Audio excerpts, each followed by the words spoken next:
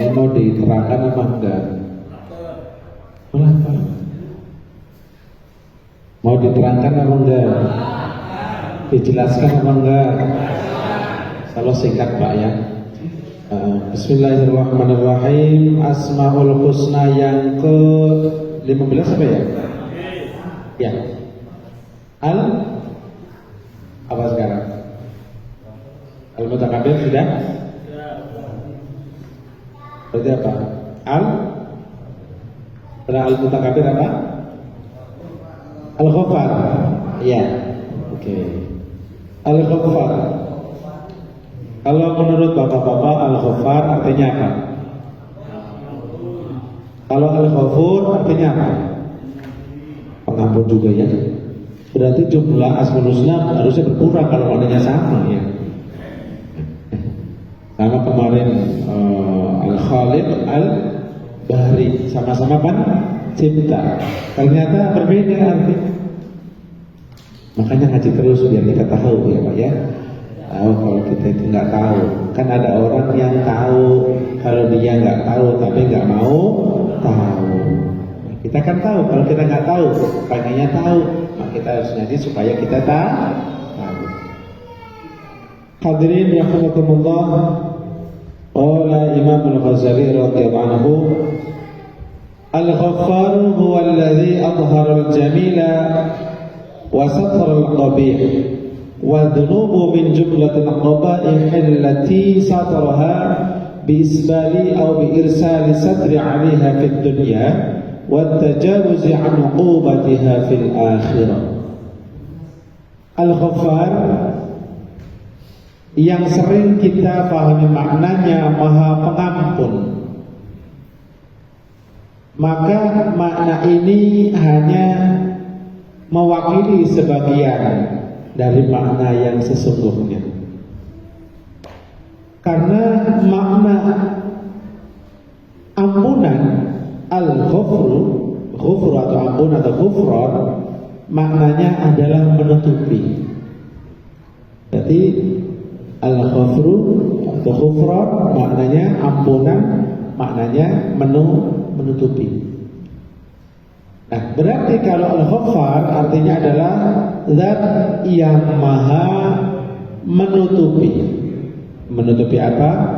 Menutupi sesuatu yang buruk, menutupi aib, menutupi kesalahan, menutupi dosa. Ini Allah Subhanahu wa ta'ala.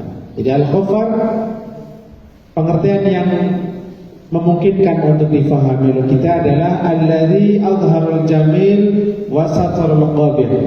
Zat yang memperlihatkan kebaikan, keindahan dan menutup keburukan. Al-Ghufran atau Al-Ghafur sendiri maknanya adalah menutup. Artinya bahwa Allah Subhanahu wa ta'ala maha menutupi dosa kalau hubungannya dengan dosa atau keburukan. Tidak hanya ditutupi saja, ditutup dengan sesuatu yang baik. Asal bapak-bapak punya iman sampai sakaratul maut, sampai meninggal, maka ada kemungkinan dosa-dosa bapak akan diampuni.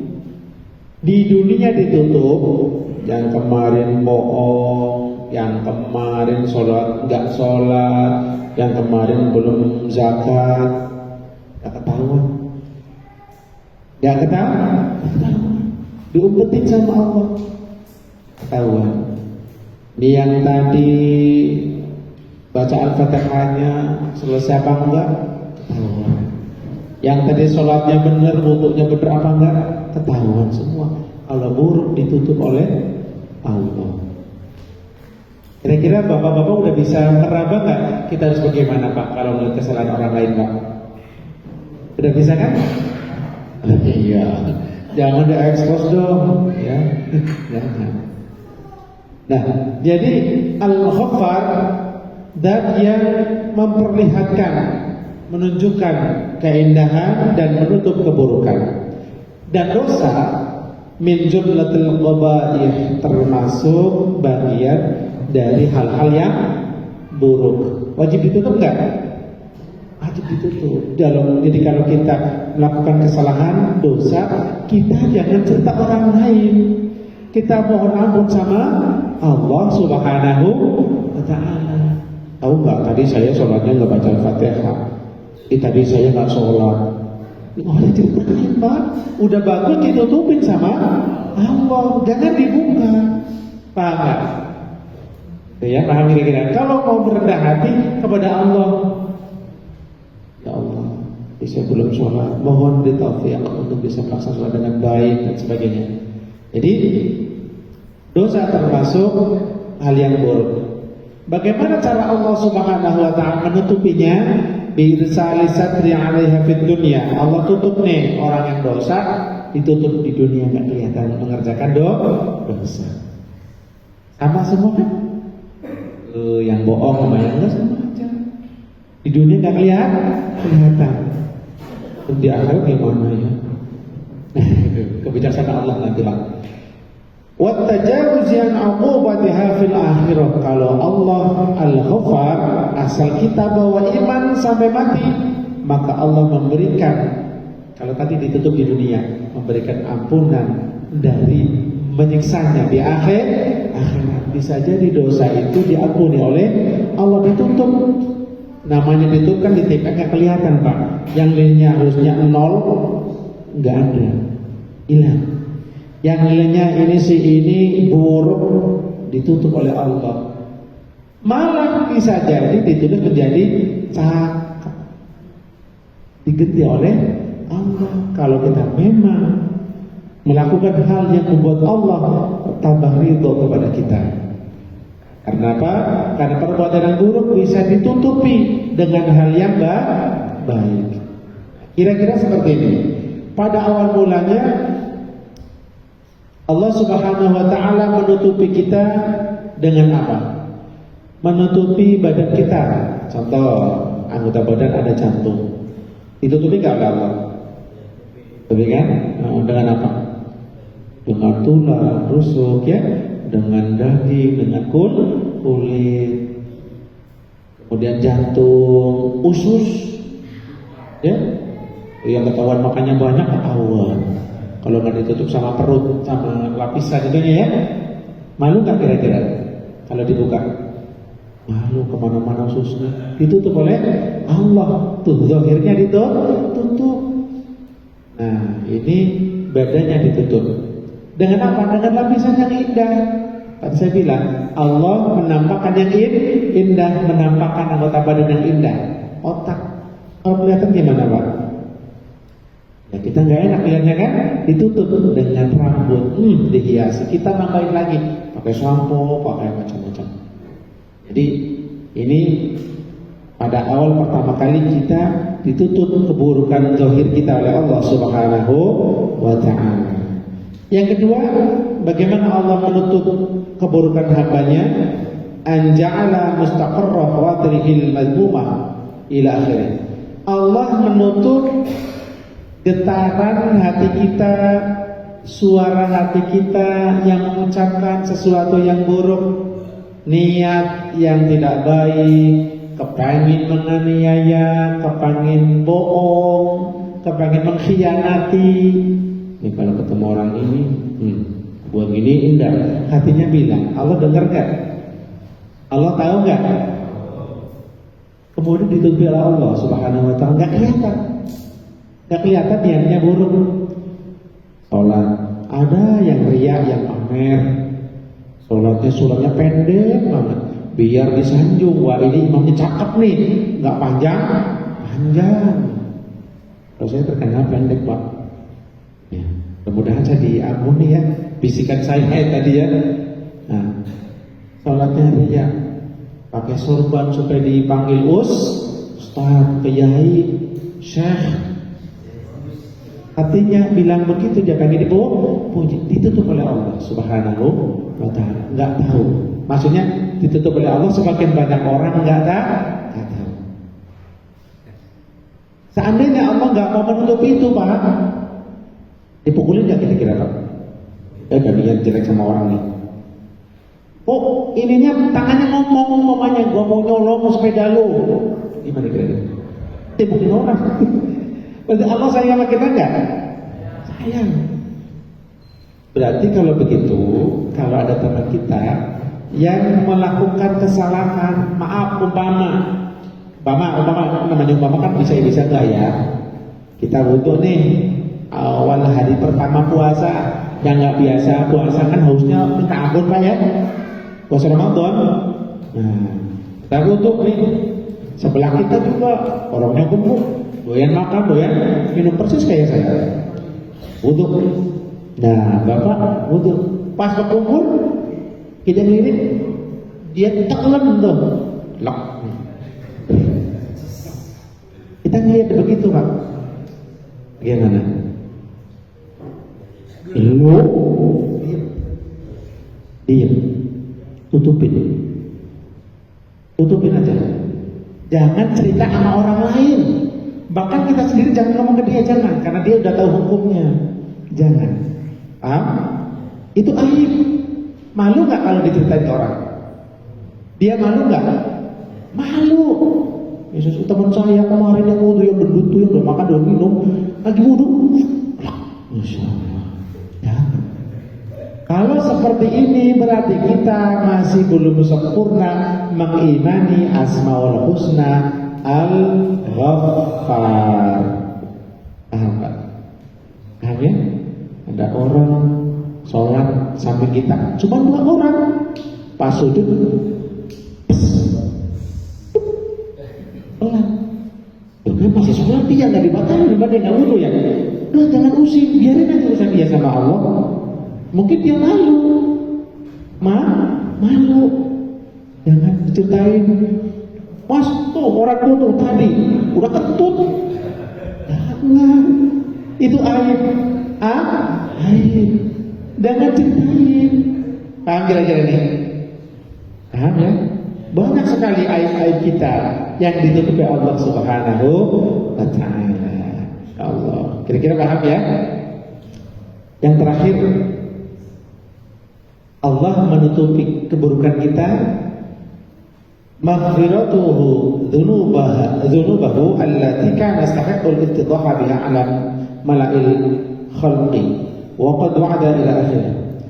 Yang ketiga, di dunia kita ditutupi dosanya oleh Allah Subhanahu wa Ta'ala. Getaran hati kita yang buruk ditutupi oleh Allah Subhanahu wa Ta'ala. Dan di akhirat kita udah was-was, takut nantinya tuh jangan-jangan dikasih tahu deh ya, kita dihisab oleh Allah, ditanya oleh Allah. Teman-teman kita yang di dunia ngaji secara hikmah dengar semua malu nggak Pak? Malu. Tapi ada jaminan Pak, kalau orang suka ngumpetin aib orang lain, nutupin, maksudnya nggak dibor-bor, nggak dibuka, udah biar dia sama Allah aja, mudah-mudahan dia ya Allah, ya, dia tutup, jangan sampai ketahuan orang lain, biar dia nggak malu. Maka di akhirat nanti kalau dia dihisab, maka dia hisabnya dia sendirian, nggak ada yang tahu. Agak mendingan Pak, nggak jadi malu Pak. Yang malunya dikit masih ada dosanya. Udah gitu nanti bisa jadi Allah mengampuni dia. Kenapa? Dia sudah menutupi aib orang lain. Pahalanya gede. Rasulullah SAW menyampaikan dalam hadisnya, man satara ala mu'minin auratahu satarallahu auratahu yaumal qiyamah. Barang siapa menutup aurat atau aib orang lain yang mukmin, maka Allah akan menutupi keburukannya, aibnya di hari kiamat. Pokoknya udah masuk surga aja dah. Gak tahu di dunia banyak dosa apa? Enggak. Begitu masuk surga kita nangis siapa ya? Ya Allah, dosa saya banyak banget kok masuk surga. Malu sekali. Gak ada yang tahu. Masya Allah. Kira-kira pengen begitu nggak Pak? Pengen begitu Pak? Jangan sampai kita membuka aib saudara kita. Jangan sampai kita bikin mereka malu. Dia nggak bisa kunut, sholat sendiri doa. Gak apa-apa, kita bilangin, Mas, ayo kita jamaah subuh yuk. Maksudnya biar dia nggak usah doa dengan amin, amin kan nggak baca kunut kalau jamaah subuh. Kalau jadi jamaah kan nggak baca kunut kan? Amin. Oh, jadi rajin nanti sholat jamaah subuh daripada di rumah yang baik. Kunutnya nggak bunyi. Apa udah berangkat subuh aja besok, mulai besok subuh semua. Allahumma amin. Kan kata benar amin ya. Amin. Amin. Itu cara Allah. Subhanallah. Nah, mudah-mudahan bermanfaat aja Pak ya. Maka akhlak orang yang suka mukhtar, suka ghibah, menceritakan kejelekan orang lain. Kedua, orang yang suka mencari-cari keburukan orang lain, dicari ini. Nanti di medsos dibikin cerita, ya, narasi yang apalah gitu. Orang yang suka membalas kejelekan orang lain, maka orang seperti ini sepertinya tidak bisa disebut sebagai orang yang benar-benar mengimani Al-Ghaffar.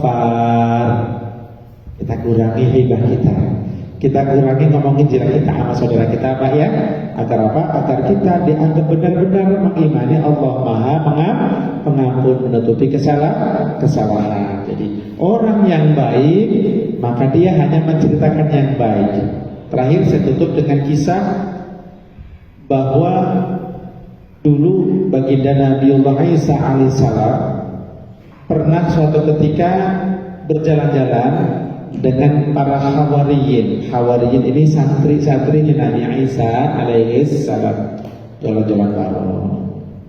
Nah, jalan mau dakwah, di tengah perjalanan menemukan ada kalbin mayyitin adkhala badan, mendapatkan ada bangkai anjing. Anjing aja kalau ketemu kita udah lari, takut najis ngobrol.